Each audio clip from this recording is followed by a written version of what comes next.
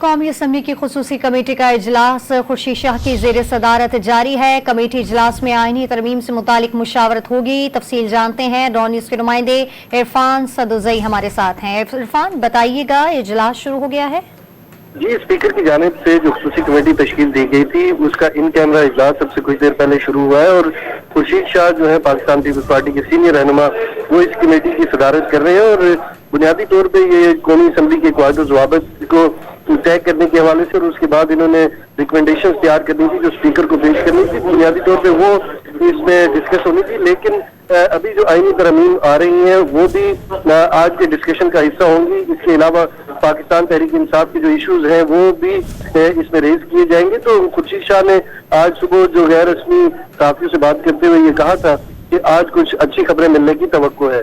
जी, बहुत शुक्रिया आपका।